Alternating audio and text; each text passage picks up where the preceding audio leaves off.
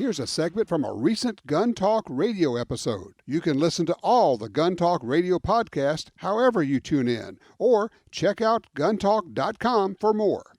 Well, they say that confession is good for the soul. I don't know if that's true, but it's my time to confess. Went to the shooting range. Actually, it's kind of a wide spot in the trail that we use up here behind the cabin. This week, took my wife. We were shooting the new, to us, Shield, the Smith Wesson Shield EZ, 9mm. And this was the Performance Center gun. And worked great, triggers wonderful, shoots really well. Discovered a really cool feature I was not aware of. I knew that they had reduced the strength of the spring or the slide, so it's easier to work the slide. But they also made a modification on the magazine that makes it very easy to load magazines. Put little tabs on either side of the follower. It sticks out on the side of the magazine. You just slide those down, pinch them with your thumb and forefinger. You push the spring down. Now it's just easy to drop ammo in and no more shoving down with your thumb and tearing up your thumb and all that. Really makes the pistol easy. That was not the gun where I had the ND. And the ND, for those who don't know, is a negligent discharge. It used to be called an accidental discharge, and a lot of us said, yeah, it is, but it's also generally caused by negligence. In this case, certainly was the case for me. What happened? Well, first of all, real quick, nobody got hurt, nothing got shot. Because why? Because of muzzle discipline. I am such a fanatic about muzzle discipline, of pointing a gun in a safe direction, that not for a moment, not for an instant, not for a nanosecond do I ever want to point a gun at something I'm not willing to destroy. One of the rules, the 4 rules of gun safety. It was a Smith Wesson snubnose 38 with a shrouded hammer. These are not as well known, not as popular as a regular hammer gun or a double action only gun.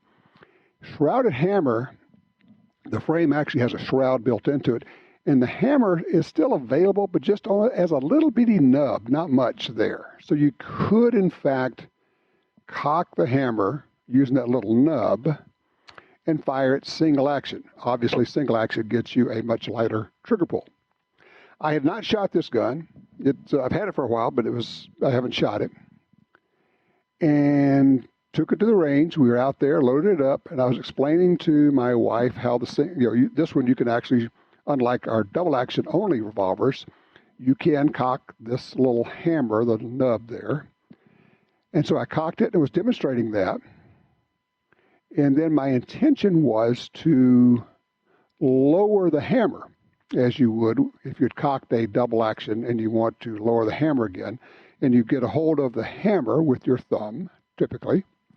And then while holding the hammer, you press the trigger, release that, and then you lower the hammer. I've done that 1,000+ times, but not with this configuration revolver. Turns out, again, because I hadn't tested it, complacency on my part, sure. Unfamiliarity with this particular revolver, yes. Trying something with it I hadn't tried before and doing it with live ammo, that was a problem.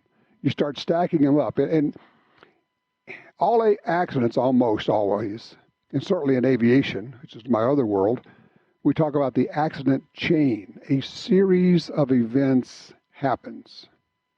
Generally, it's not just one thing.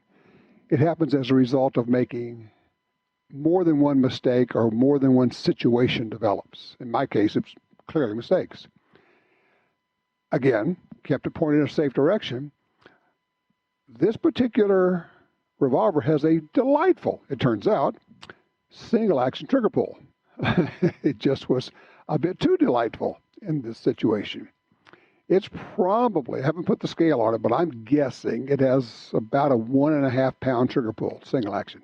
It is very light, which is okay. As long as you know that, you can control it. In reality, this is not a revolver you're going to shoot single action. You're not going to be doing any fine target work with it. You're not going to be doing any long range work with it. In retrospect, I'm not sure what the argument is for this configuration. It's a cool looking revolver. But anyway, I cocked the hammer, put my finger on the trigger, and put my thumb on top of this little nub of a hammer, but not very firmly. And I just applied too much pressure on the trigger before I got a hold of the hammer, and it went off. Bang. That was holding it with my right hand. My left hand was underneath the revolver. Again, nothing in front of the muzzle. And what I hit with it was Idaho and nothing else. And my wife, who is a good shooter and knows guns, she says, "Did you mean to do that?" I said, "No, I did not." And we took a moment, we paused and looked at that and went, well, that was very interesting. I guess what I offer out of this is a bit of reflection. How did that happen? You look at the events leading up to it. How did it happen and nothing got hurt? Well, that goes back to the muzzle discipline. And I don't know if this is a fair analogy, but I have in my mind thought of this idea of muzzle discipline, of always being careful with the muzzle, as something close to a religious fanaticism. I am absolutely fanatical about pointing muzzle in a safe direction. Not for a moment do you get careless with it. And I have been known to bark at people at the range that I'm working with who were a bit careless with where the muzzle points. And this is an excellent example of why. Stuff happens, even when you don't intend for it to happen. So, thank goodness for my training. Some of it kicked in. An education for me. And look, a lot of people have had NDs out there. If you hang around with this stuff, this is dangerous stuff. It can happen. Now, this is going to happen to everybody, but it can happen. Point that muzzle in a safe direction. Review your safety practices and make a promise to be safe all the time.